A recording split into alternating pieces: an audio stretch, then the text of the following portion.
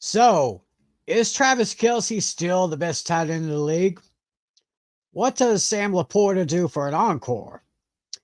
And what is all with all this news that we got in our hot topics for this week? Well, we're going to try to find the answers to those questions and a lot more as we get ready to talk about tight ends tonight, and of course, a little bit more. And of course, we got it right here on Fantasy Football Fever, which starts right about now.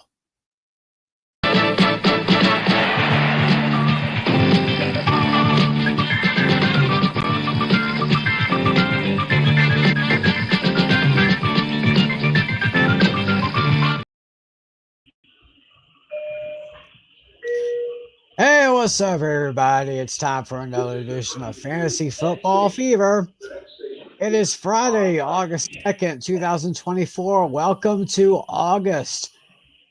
This is Fantasy Football Month, where lots and lots of leagues are going to be having their drafts over the next month. And of course, as you can tell from my status down here, 4 weeks and counting. That's right, 4 weeks and counting before we have our league draft, which will be on August 30th, 4 weeks from tonight. We will go live and we start draft. Will kick off the show at 8:40 Eastern, 7:40 Central, which means our draft will start at 9 p.m. Eastern, 8 p.m. Central. So got that here. My name, of course, is Tim McClelland. Riding on his bus is the one and only John Flynn, hooked on sports host. How you doing? I am doing good. It is really hot and humid in New York, but luckily I'm inside for now. But I'll be going back out in the 75-degree dew points in a little bit on my walk home. So yeah, but it's football. August is indeed a football month. Everybody's is starting to get their fantasy leagues organized or their football pools organized for the upcoming season, and we have been talking about all the positions for fantasy throughout the course of the past few weeks. And if you missed our previous shows, you can check them out both on my channel, and the exact same streams are also sent down Tim's channel. So definitely check him out there. We did quarterbacks 3 weeks ago, running backs, wide receivers, and as you can see by the ticker below, we'll be doing our tight end rankings. Now that John Natali won't be able to join us tonight, but we made sure to grab his rankings for as well, and we'll compare and contrast his to ours. So I sent you Tim and I just were messaging each other, and there was a lot of stuff that went down this week. So Tim, why don't you start us off? All right, let's go ahead and get started. We got a lot of hot topics to deal with, of course. Training camps are in full swing. Many teams are just finished up their second week. Started practicing in full pads and full gear. Everything is going great here. Topping our list here, a pretty good record-breaking contract extension just signed this past week. Bears wide receiver DJ Moore. He's going to be staying in the Windy City for a little bit now. He's just signed a 4-year, $110 million contract extension, which includes $82.6 million guaranteed. So another great weapon that Jaden Daniels is going to have leading the Bears on that offense. Pretty darn good contract there, I must say, Flynn. Yeah, I mean, DJ Moore has been an excellent receiver throughout his entire career. Of course, he started out with Carolina. Now, of course, then he went to Chicago in this. I believe it was the same trade that gave the Bears the number one overall pick, their first round pick, which turned into Caleb Williams. Now you have the best wide receiving core in the NFC with Keenan Allen and getting DJ Moore, then of course drafting Rome Odunze with a ninth overall pick. So it's going to be the expectation. There has not been as high hopes in the city of Chicago when it comes to the Bears as we have seen in a very long time, and it's going to get started relatively soon. Oh yeah, it's going to be great. So another great wide receiver gets his contract. Uh, Meanwhile, speaking of wide receivers, I see Jamar Chase, Ceedee Lamb, and there's another big name that still doesn't have a contract yet. Yeah, I don't know what's going on there.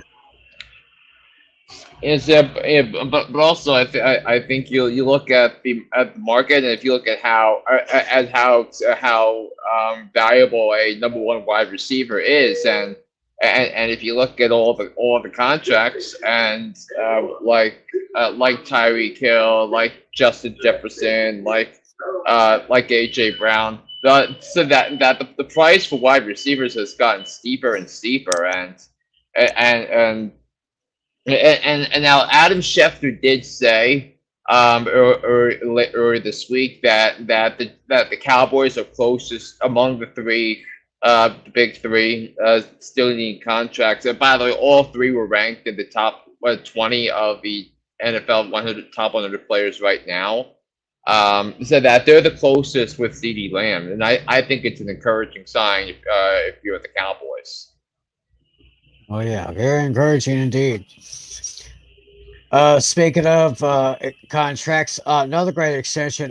Buccaneers offensive tackle Tristan Wirfs. He just signed a 5-year, $140.6 million extension. That includes an $88.24 million guaranteed. Yes, So, he's worth every single penny, and he was a big reason why the Buccaneers made the playoffs and won the division last year as protection for Baker Mayfield. Now he's up again. He was my number one tackle coming out of that 2020 draft class, which produced Andrew Thomas and Jedrick Wills and Tristan Wirfs and Mekhi Becton, and now Andrew Thomas got his money last year, and now Tristan Wirfs gets his money, while Mekhi Becton is now no longer with the Jets. mm-hmm.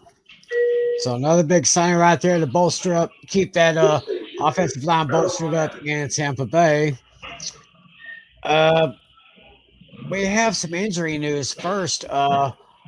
Titans wide receiver DeAndre Hopkins suffered an injury during training camp. I think it was yesterday or the day before. He's going to be out about 46 weeks, so he's out. He's out for camp, but he'll be back soon in the early part of the season. That's a pretty much a big blow for their Titans offense. And this makes the Calvin Ridley signing that much bigger, because Calvin Ridley has shown he can be a number one wide receiver right now. So and now if Will Levis is gonna have to gonna focus on working on his connections with Calvin Ridley and Traylon Burks, because if the Titans are going to are going to somehow make the playoffs, because if I were to do an AFC power rankings 1 through 16, Tennessee is ranked number 13 out of 16 to me. But they are a dark horse, obviously, to win the dark horse of the AFC to make the playoffs. But if I look at Brian Callahan, I think he was an excellent hire. I think so. I think he's definitely gonna try to work things out. But now now DeAndre Hopkins is so that 46-week timeline is. Takes you right from Labor Day to the second week of the season. So in that time frame, DeAndre Hopkins could miss a week, could miss a couple of weeks. But remember, if the Titans do decide to place him on IR, that I don't think he's going to be eligible to come back for the first 4 weeks. So if you're planning to draft DeAndre Hopkins, and you have an IR slot available in your in fantasy, I think you might consider bolstering up your wide receiving core so you can survive the first 4 weeks of the season before Hopkins comes back. And if you do get a good production out of wide receivers on that end, you can use it as an expendable trade chip to make other parts of your teams better. Yeah, so hopefully it won't be too bad. Hopefully DeAndre will be back in the lineup, ready for the Titans pretty soon. Got another injury to report for you. Sad news for the Cowboys. It seems like it happens every year. At least one Cowboy gets hurt in training camp and is out for the season. This time it's defensive end Sam Williams. He tore his ACL about a couple of days ago. He's out for the season. So it looks like the one person that will really, us Cowboy fans and, of course, the players and coaches keep their eye on is Marshawn Nealon. And he's been doing pretty good in practice so far this camp. So he may be able to step up and be able to take Sam Williams' spot. Now, also on the Cowboys defense, good news for the Cowboys. Their star corner, Trayvon Diggs, has just been taken off of the physically unable to perform list. So he's back in practice. And I don't know how he's going to do this year. I mean, he, of course, was out last year with an injury. And his replacement, Deron Bland, pretty much outdid him, including getting 9 interceptions and an NFL record 5 pick sixes for that. So I guess it's good for us to have Trayvon Diggs back. So that's going to be good. Yeah, I mean, considering what the mood of the Cowboys was at the time he went down, because he went down, the Cowboys just got spanked by Joshua Downs and the Arizona Cardinals, and now you're looking at that and you're saying how that this team can that the doom and gloom of this team was beyond despair. Yeah, but little did we know what Deron Bland would do in Diggs' absence. He just lit it up. Yeah, but I think similar to Trevon Diggs, Deron Bland was like a big boom or bust type of player that said that he'll have his big plays, but he was a little inconsistent at times, because when he was great, he was at the mountaintop of his position when he was great. But then when teams decided to attack it, like Seattle did, so like the Lions did last year, and like what the Green Bay Packers did last year, where Jordan Love thoroughly outplayed Dak Prescott in a playoff game.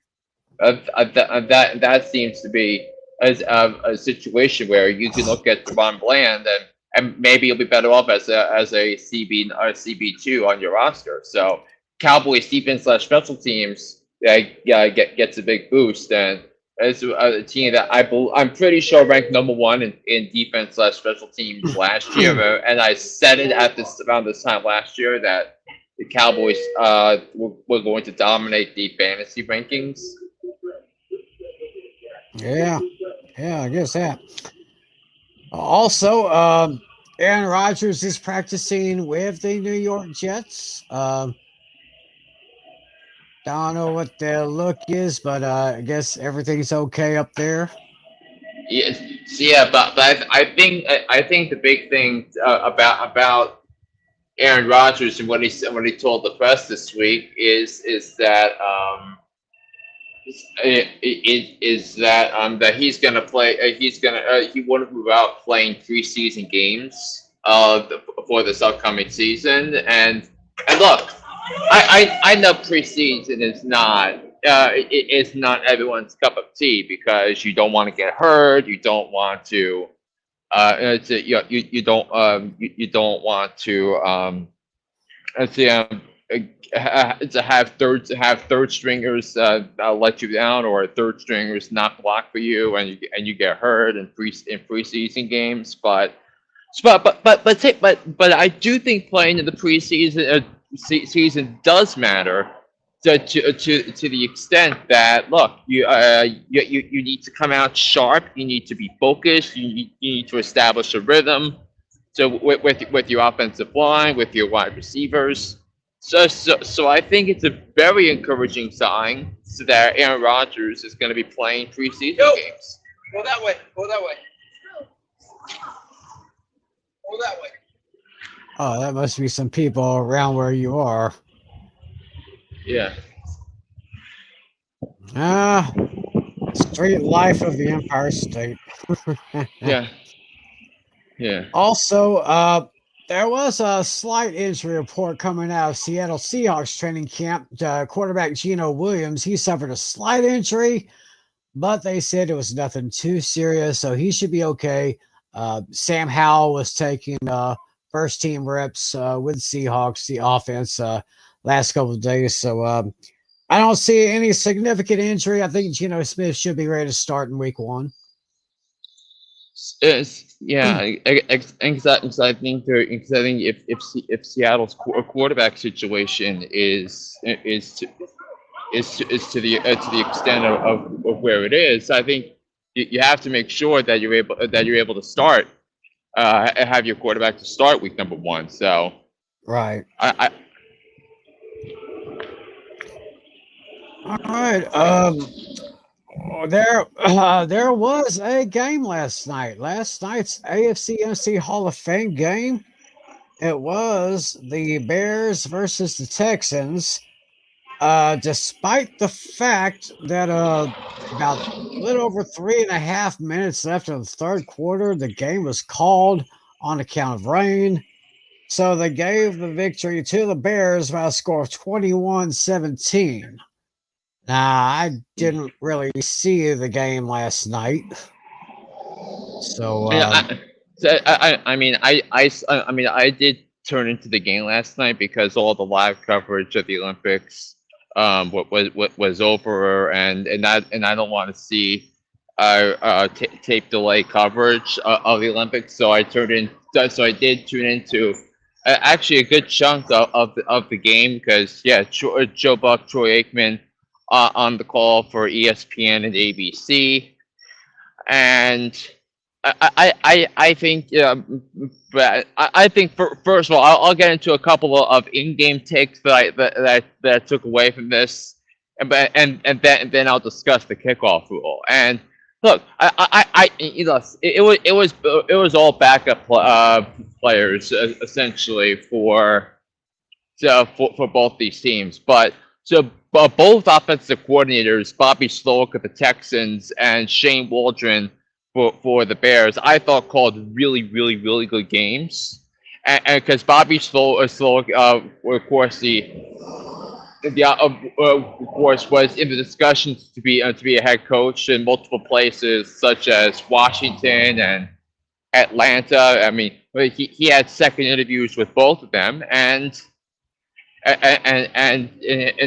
his offense was in sync. That the play designs were beautiful, and I think that's a really good sign when you're talking about the cohesiveness and the team chemistry when it comes to the Houston Texans, because you have a captain who will call the ship from the sidelines and call the plays, while DeMeco Ryans focuses on the defense. So I think it's a very encouraging if you are a fan of the Houston Texans on that one. So but now to the kickoff rules. I like the kickoff rules. I'm not going to sugarcoat this now. So it is going to be super weird because what happens with the kickoff rule is that you kick off. You have you have 10 guys going at the 40-yard line. Then they can't move until until until the receiver catches the ball. There's also a landing zone that if the kickoff lands between the goal line and the 20-yard line, you have to return it. If it lands in the end zone, it'll be a touchback, and you start from the 30-yard line. Yeah, the offense is, and I do tend to like it a little bit because you have some more in-game action on the kickoff returns, and you also have which also minimizes injury because we've seen too many times that special teamers get hurt on kickoff and punt returns, and so and you also and last year you had only 22% of kickoffs returned or weren't touchbacks. So I thought it was an encouraging start in terms of the entertainment level of the kickoff rule. Yeah, it seems interesting. I'll have to check it out when everybody gets into their first week of games coming up next week. I believe the Cowboys have their first preseason game in Los Angeles against the Rams. I'll just have to recheck the schedule again. I guess like I said, still no contracts for Dak, CD, or Micah, the big three in Dallas. So I just but what I did once again, I did the same thing what I did a few weeks ago at a mini camp. I actually sent a crew to put up some microphones outside the practice facility over in Oxnard, California, where the Cowboys have their training camp. We're going to turn on those microphones and see what's going on. Let's turn them on.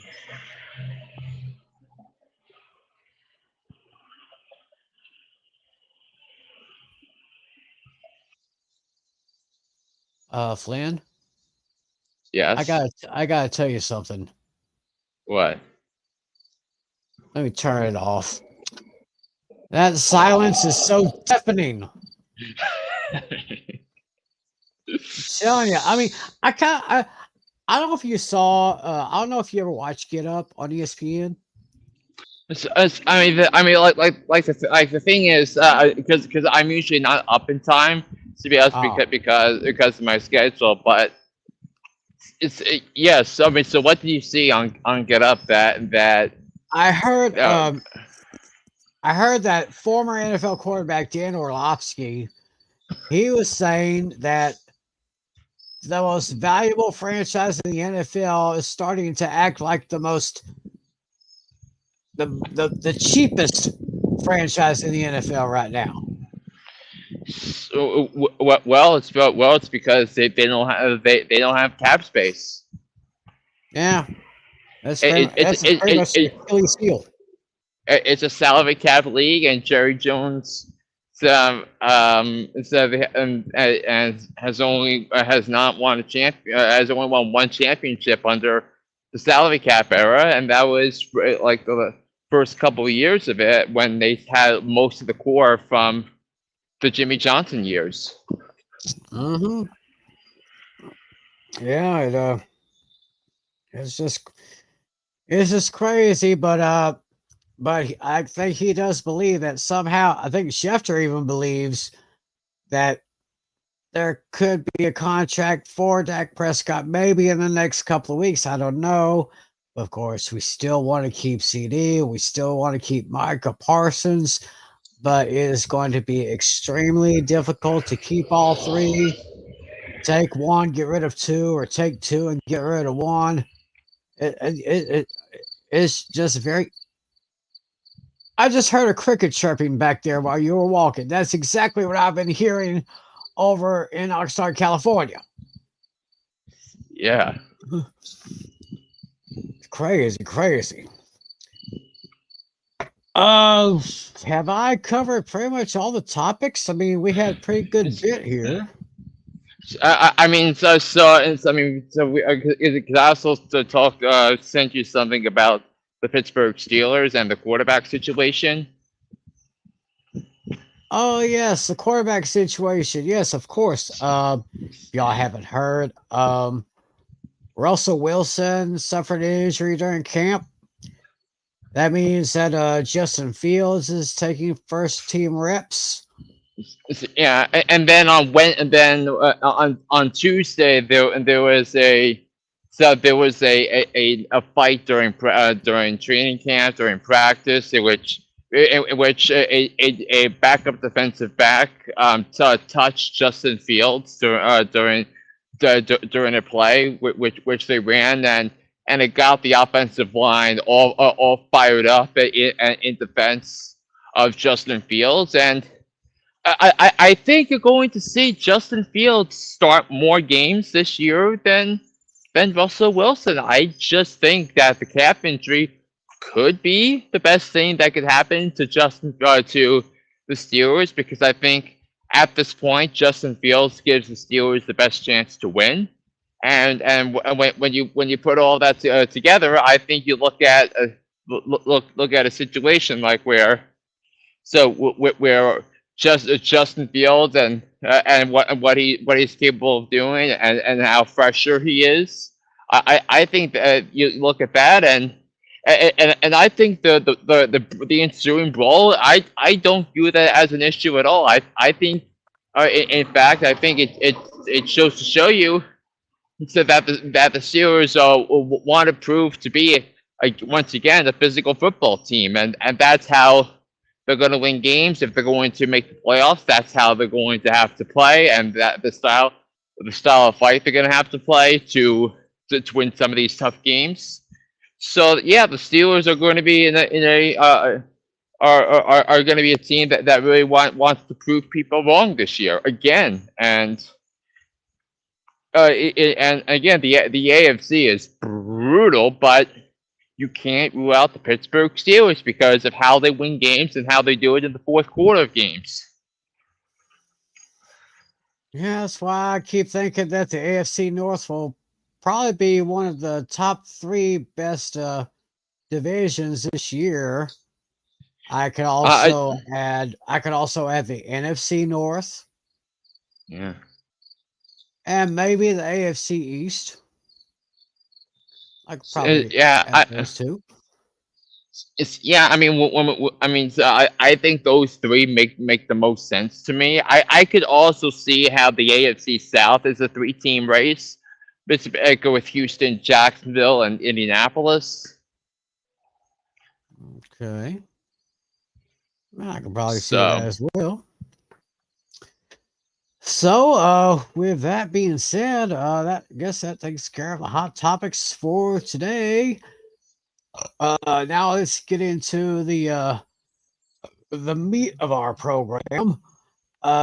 This, of course, is our tight end rankings. Yeah. As we said, Natalie. Now go ahead. Yeah, so John Natale is not in tonight. So Timmy, if you can get Natale's up first, that would be appreciative. Yep, and so this is so Tim, run down what Mr. Natale thinks. Well, let's see here. 1 through 5, he's got Travis Kelce from the Chiefs, Sam Laporta from the Lions, Mark Andrews with the Ravens, Trey McBride from the Cardinals, and Evan Ingram from the Jaguars. What do you think of that top 5? I think 1 to 4 is pretty much universal. I think you can have that tier, and then you can draw a line from 4, then really focus on 5 to really number 12, if you really think about it. That you have that one tier thanks to Trey McBride's success with Kyler Murray down the stretch of the season. By the way, another reminder of why I think the Cardinals are going to be better than people anticipate this year. But yeah, Evan Ingram had a terrific season again last year, and him having Trevor Lawrence as his quarterback is a big deal. So of course you have to put Evan Ingram in the conversation as a top 5 to 8 tight end. There you go. Going 6 through 10, a very interesting list here. It's got George Kittle of the 49ers, Dalton Kincaid from the Bills, David Njoku from the Browns, Jake Ferguson from the Cowboys, and Dallas Goedert from the Eagles. That's his 6 through 10. And then going 11 to 15, he's got Kyle Pitts from the Falcons, Brock Bowers for the Raiders, TJ Hawkinson for the Vikings, Dalton Schultz from the Texans, Pratt Fryermuth from the Steelers, and then rounding out his top 20, 16 to 20 is Cole Kmet for the Bears, Tyler Conklin for the Jets, the Patriots, Hunter Henry, the Saints, Tyson Hill, and for 20, he's got Chigoziem Okonkwo from the Titans. So, as I say, 1 through 4 is pretty much a lock. 5 to 12, probably a second tier, and then third tier will probably be from 13 all the way down. Yeah, and I mean, you can also throw Pat Fryermuth and Dalton Schultz, but like the thing is, if you look at the Pat Fryermuth and Dalton Schultz were pretty were good commodities in fantasy world, and you can say the saying about Cole Kmet. I think Tyler Conklin has the biggest upside from player from 14 to 20 down because of the quarterback for the Jets. Because when you compared it with Aaron Rodgers and Zach Wilson, it's like it's like comparing a bad man to a dumpster fire, and Right. and bad men don't want to be compared to dumpster fires. No way. I mean, it's just like it's just there's no comparison at all. It's just total opposites. Yeah, and if you think of what Aaron Rodgers had, the tight ends that he's had over the years, you think of them. Maybe the first one probably Jermichael Finley, from their Super Bowl year, and you can go up and down the line from there. Oh yeah. Yeah, so he's got. I mean, Jake Ferguson, of course, my tight end for the Cowboys. He's a good top 10 tight end right there. After the departure of Dalton Schultz, of course, now playing with the Texans, Jake Ferguson has done very well. And he did have a backup for a couple of years, Peyton Hendershot, who didn't do too terribly in his offensive plays with the Cowboys, but it looks like Hendershot will be competing again for the tight end 2 spot for the Cowboys this year. So we'll just have to see what happens. Now, Kyle Pitts, I remember he was the one tight end that Jerry Jones had his eye on, but I guess either I can't remember if he passed him up or if Atlanta took him right before the Cowboys could, but Kyle Pitts, I'll be keeping my eye on him because I can see him having an up year this year.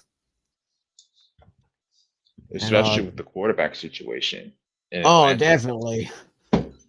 Definitely, yeah. Well, I guess that is Natalie's list. I guess we can go ahead and put up yours for now. It's yeah. So because I put Timmy, I put yours up because I just got back and I'm ready setting up on my laptop. So okay, we'll just go ahead. We'll go ahead and put up mine for now. We can do that. Right here's my list. I have I agree with Natalie. Kelce and Laporta, Andrews, 1, 2, 3. I got Terry right number 4. I got Dalton Kincaid at 5, and I got Evan Ingram at 6. Like I said, Kyle Pitts. I got Kyle Pitts at 7. I see him having a real improved year. George Kittle at number 8. I got Njoku at 9. Ferguson at 10. Then I got Bowers, Hawkinson, Goddard, Frymuth, and Schultz, 11 to 15. And then 16 to 20, I got Komet, Noah Fant from the Seahawks, Tyler Conklin from the Jets, then Taysom Hill from the Saints, and Chigoza Okonkwo at number 20. Tammy, I'm very interested to hear your argument on why Dalton Kincaid is ranked number 5 on your list. Well, I've seen it. This is just me, but I think in the last couple of years, I think Dawson Knox has been kind of getting some low end numbers. And I'm kind of thinking that Dalton Kincaid probably will get better numbers than him, maybe some more targets, maybe more receptions. But Dawson Knox has been kind of slipping off of my radar, although very slowly. That's the only explanation I have. Yeah, and then looking elsewhere on your list, you have so that you have George Kittle at number 8. You have that you have Brock Bowers at 11. So you have pretty similar list to what you have from the tally. So so I think on those ends you really need to not discount it. So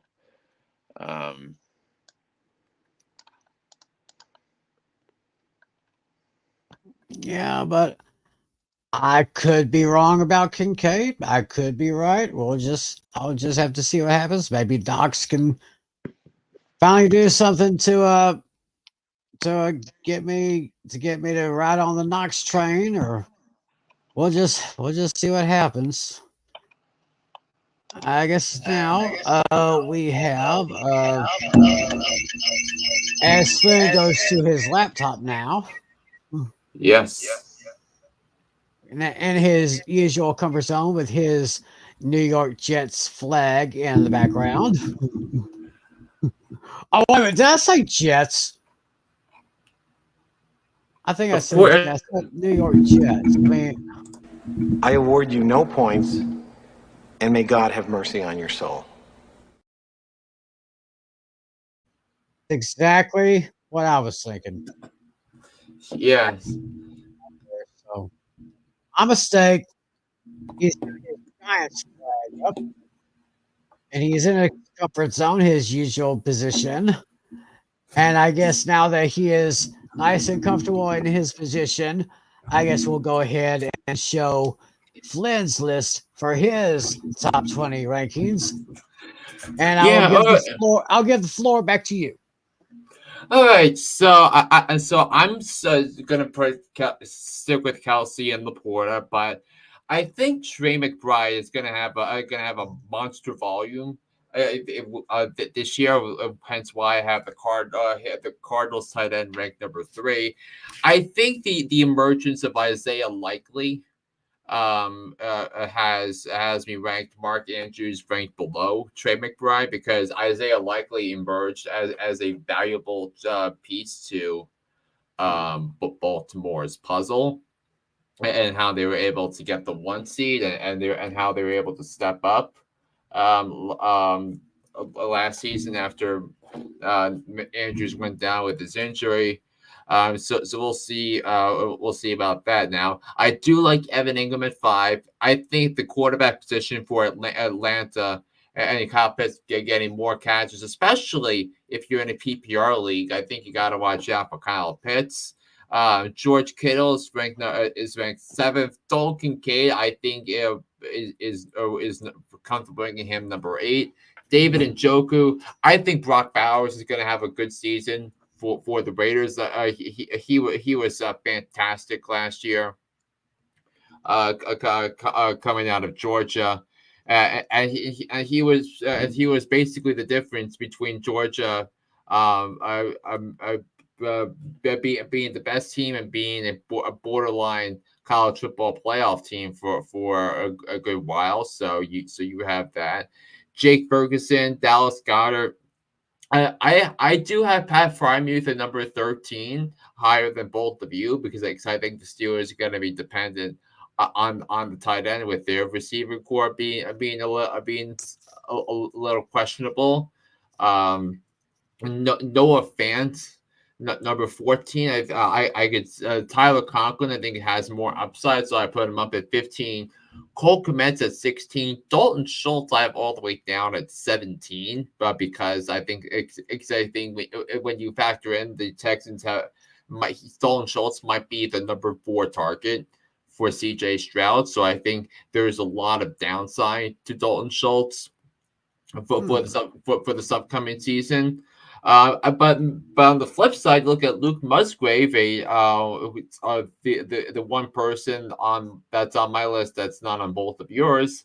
I think he's going to have I think Luke Musgrave is going to have some touchdown targets, and he's a viable red zone target. So I think you look at Musgrave to get maybe 6 to 8 touchdowns this season. As the Packers' number 1 tight end. Taysom Hill, the number 19. But I have TJ Hawkinson ranked all the way down to number 20, guys. Because you guys have him at 12 and 13. So, but the thing is, he's coming off a torn MCL. He is only 7.5 months removed from that injury. He's probably not going to be back till week 7 or 8 if they're lucky. He's going to start the season on IR, and is he then if when he does come back, he'll be the Vikings' number 1 tight end. But is he going to be good enough to be a difference maker when come fantasy playoff time? I have a lot of questions with that one, and I could not disagree more. So with you and Natalie ranking TJ Hawkinson that high, I just don't see it at all from him this season. Interesting here. Luke Musgrave, one name that did not appear on either my list or Natalie's list. Very interesting. Yeah. So, pretty good list there. Looks like our top 4 is pretty much the same. Pretty much all the same there. Yeah. All right. With that being said, speaking of tight ends, it's time for this week's edition of Tough Trivia. It has to do with tight ends. I'll give you the question now, and then I'll let you think about it, because we have a very special segment coming up right after I ask this question. So, question is, who was the first tight end enshrined into the Pro Football Hall of Fame?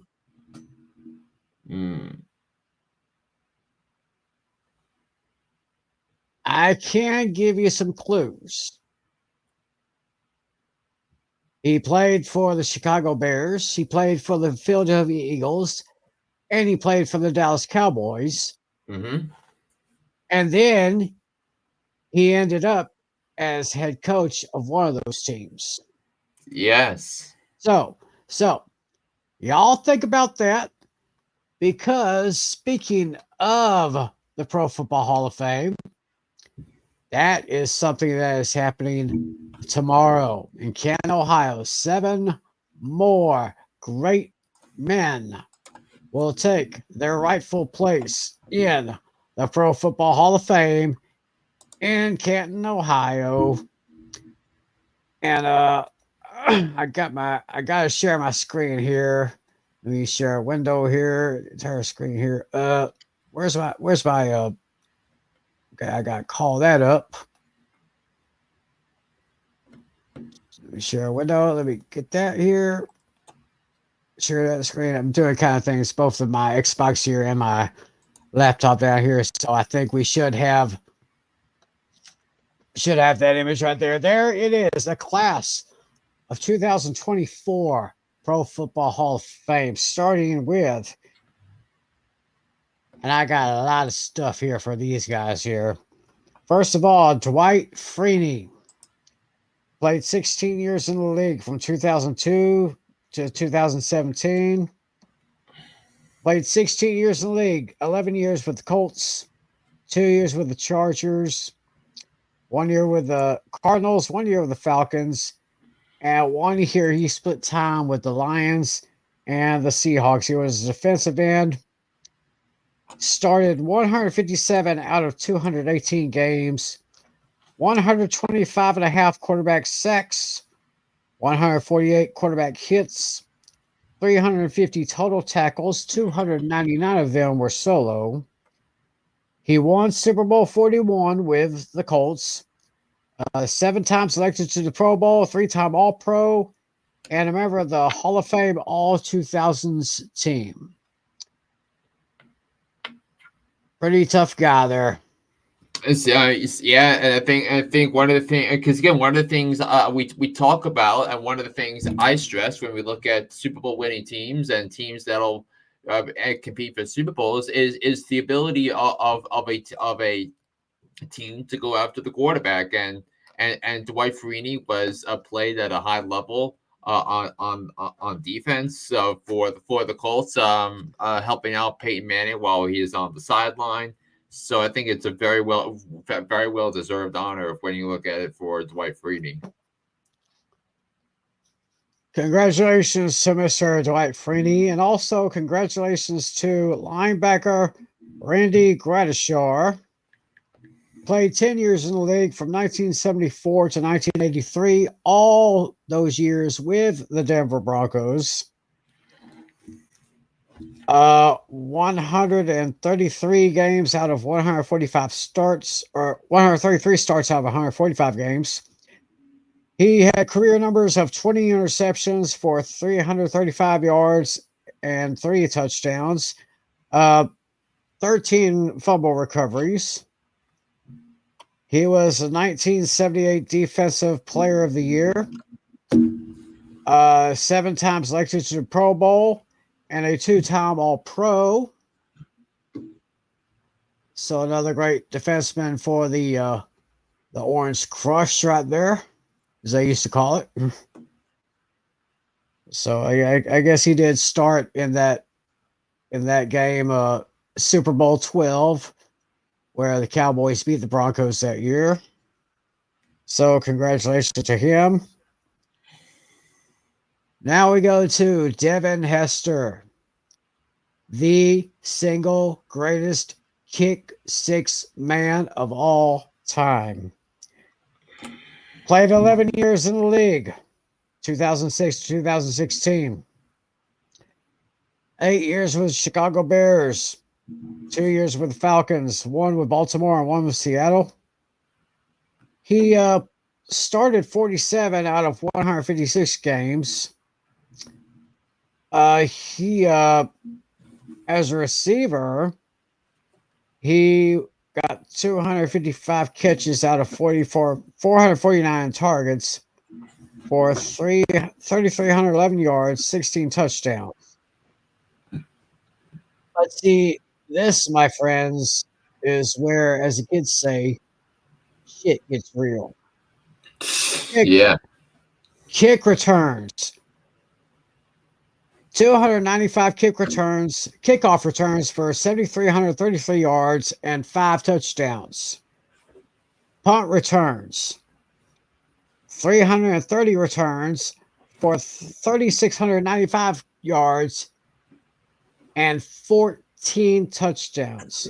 That is a total of 19 kick or punt returns for touchdowns, which is best all time. 4-time Pro Bowl selection, 3-time All-Pro, and was elected to the All-2000s and 2010s Hall of Fame teams. My first 2 memories of Devin Hester. The first one was a Sunday night game in his rookie season, 2006. The Bears were playing the Giants at Giant Stadium on Sunday Night Football, and the Giants tried a long field goal before halftime. So the kick was short, and it went into the hands of Devin Hester, and he returned it 108 yards for a touchdown, which at the time was an NFL record. And then of course in the Super Bowl, it was the second Super Bowl I ever watched live. It was the Bears and the Colts, where Dwight Freeney was playing on the other side. and Devin Hester returned the opening kickoff 92 yards for a touchdown. And I was convinced that the magic was all there for the Chicago Bears. But then, and then of course, the quarterback situation matchup for there was lopsided, and it was a not close a bigger blowout than the score indicated after that. Yeah, so pretty much what we're saying is if you were going to kick a ball, you had to kick it away from Devin Hester because 99.99999999999% of the time, he is going to take it all the way to the house and it would cost you 6 points. Yeah. So that's how dangerous he was. Oh, wide receiver. Oh, another great player. Wide receiver Andre Johnson played 14 years in the league, 2003 to 2016. 12 of those years with the Houston Texans, who drafted him originally. Also played with the Colts and with the Titans. So basically, his entire career was in the AFC South. He started 187 out of 193 games. 1,062 career receptions for 14,185 yards, which is 11th all time on the receiving yards list, 11th all time, and 70 touchdowns. Selected to the Pro Bowl 7 times and a 2-time All-Pro. And when you look at the Texans and this was a time where the Texans were merely an expansion team because the Texans came into the league in 2002, and then the Texans went 4-12, so they had a high pick in the 2003 draft. They were selected 3rd overall, and they drafted Andre Johnson from the Miami Hurricanes with the 3rd overall pick that year, and he was the hallmark of consistency. He kept playing at a high level, and what he was able to do for some of those early Texans playoff teams as a seasoned vet and as a leader, I think that is to be that really is to be commended, and then he got better as he progressed. Of course, the 2-time first-team All-Pro, also named second-team All-Pro twice.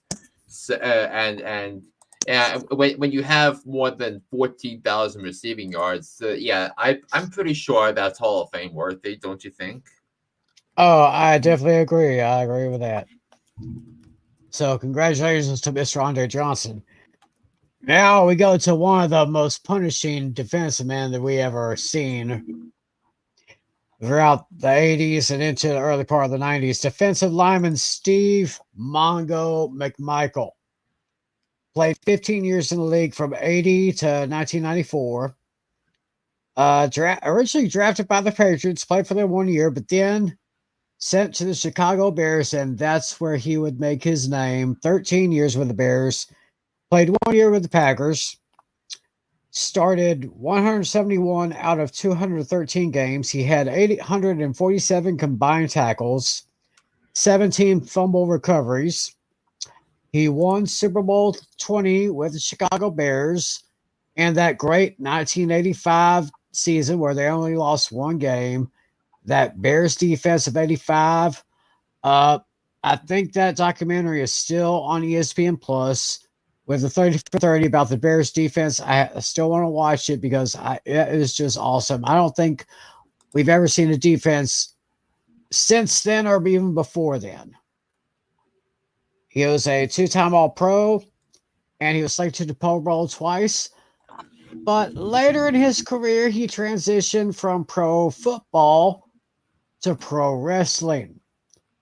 Some of you fans may remember he was a part of World Championship Wrestling. He was one of the members of the final lineup of the legendary 4 Horsemen of Wrestling. There was Steve McMichael, a great technical wrestler, Dean Malenko. There was the late Chris Benoit, who was also a great technical wrestler.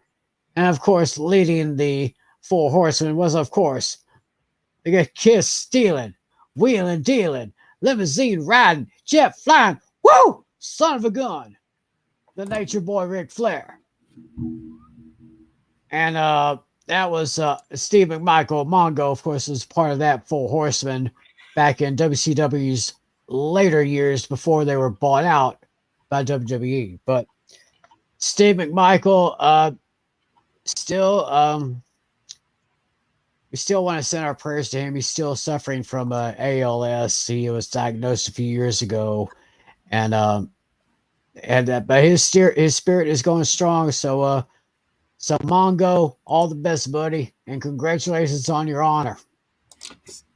Yep, and he'll be the fourth member of the '85 Bears defense to be enshrined into that'll be in Canton in the Hall of Fame, joining Dan Hampton, Super Bowl MVP Richard Dent, and linebacker Mike Singletary, and it shows maybe the greatest front seven in the history of the NFL. It's when you have four Hall of Famers, so that were in the primes of all four of them were in the primes of their careers in the 80s and produced maybe one of the greatest teams ever with the '85 Bears. So and Steve McMichael's defensive tackle partner, so he played left defensive tackle, and his right defensive tackle was none other than William the Refrigerator Perry.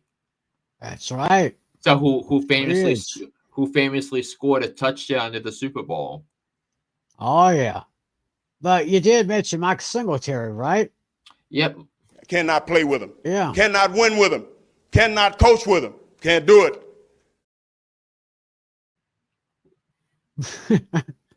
Well, that's the bad Mike. That's the bad Mike Singletary when he was a failed head coach of the San Francisco 49ers.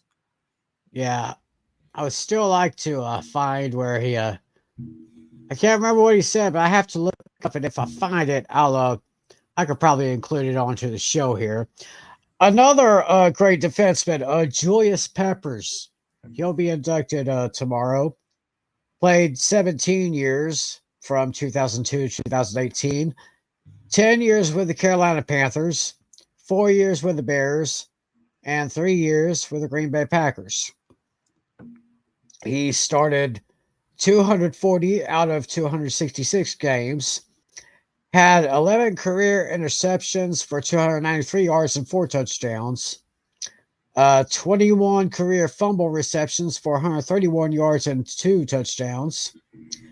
Had a total of 719 career tackles. 557 of them went solo. He was named 2002 Defensive Rookie of the Year. He was a 9-time selection to the Pro Bowl, a 3-time All-Pro, and Hall of Fame all 2000s and 2010s team for those decades. Very, very, very impressive numbers for that gentleman right there. Yeah, and of course Julius Peppers was starting to enter the prime years just as I was getting into football, and he was part of so many big time teams, and he went to the playoffs 3 different played 18 playoff games. He made it to Championship Sunday. I believe. Yeah, he made it to Championship Sunday 5 times. That was career twice with the Packers. In 2010 with the Bears against the Packers, and then 3 with Carolina with their run to the Super Bowl, and then in 2005 when the year the Panthers lost to the Seahawks in the NFC Championship game in Seattle, and he was consistent. He played at a high level throughout much of his career, and he was the identity of the Panthers defense, the Bears defense. And then to some degree, to a lesser degree, the Packers defense. So when he was signed there as a free agent, so. Yes, yeah, and if you look at some of the players who had similar careers to him, you think of Jason Taylor, Warren Sapp, Michael Strahan, Randy White, Mean Joe Green, Bruce Smith, Jack Youngblood. Yeah, Calais Campbell, who he's going to be a Hall of Famer when he finally calls it quits of 5. I believe it's 6 years after he retires. So you got that. Yeah, definitely. So congratulations to Julia Peppers. And the last person you see right there on the screen, Patrick Willis, linebacker. Played 9 years in the league from 2007 to 2014, all those years with the San Francisco 49ers. He started all 112 games that he played, had 8 career interceptions for 131 yards and 2 touchdowns. Big numbers here, 950 career tackles, and 733 of them were solo tackles. He was the 2007 Defensive Rookie of the Year, 7 times selected to the Pro Bowl, 5-time voted All-Pro. First team All-Pro, you might add. Oh, yes, first team All-Pro, definitely. And member of the Hall of Fame All-2010s team for that decade. So great defenseman Patrick Willis was for the Niners in that time. Yeah, and it was really right when he entered the league, and he was so big on making so many big plays in the middle of the field as an inside linebacker. So I remember he did play, and I believe he played in a 3-4 defense with the 49ers for all those years, but he played at such a high level. And it is a shame that injuries ended his career just so short, because if injuries didn't slow him down, he probably would have been considered been making arguments for greatest ever player's position. But unfortunately, that was not the case with Patrick Willis. But when you first team All-Pro 5 times in 6 years, I think you belong in the Hall of Fame. Oh yeah, yeah. I would definitely concede to that. 5 times in 6 years. That is pretty amazing. And so you will be able, well, not just you, Flynn, but all of you watching out there, you'll be able to watch these guys take their rightful place in the Pro Football Hall of Fame tomorrow in Canton. Tomorrow, which is August 3rd, Saturday. Noon Eastern. You can watch it on ESPN and NFL Network. I think there may be streaming it on ESPN Plus. I'm not sure, but that's pretty much the main places where you can watch the ceremony take place. And I'm sure that Chris Berman will once again be the master of ceremonies, as he has always been for a long time. I've totally loved Chris Berman, the godfather of ESPN, the Don Corleone of the worldwide leader. He's the best. I gotta tell you, he is simply the best. So congratulations to those Pro Football Hall of Famers. And before we go, we have a little unfinished business. Earlier, I asked the question for this week's trivia. Who was the first tight end to be inducted into the Pro Football Hall of Fame? And I gave some clues. He was drafted by the Bears, played with them, then he played with the Eagles, then he played with the Cowboys, and then would be the head coach of one of those teams. And I saw this, and as soon as I saw that, I saw this big old grin on Flynn's face, which tells me that I'm probably not going to be able to stump him this week. So Flynn, let me have it. And he won a Super Bowl as a player, and he won as a head coach. And he in 1971 with the Cowboys, and then as the head coach of the '85 Bears. So we're looking at Mike Ditka. Hallelujah! Holy shit! Where's the Tylenol? Somehow, I kind of thought that I wouldn't be able to stump Flynn this week, but yes, it was the great Iron Mike Ditka, first tight end to be inducted into the Pro Football Hall of Fame. Now, okay, I'm going to have to come up with something else. Who was the most recent tight end to be inducted? With Tony Gonzalez. Let me. I have the list here. Let's see here. You said Tony Gonzalez. Is it? Hallelujah! Holy shit! Where's the Tylenol? I got that one.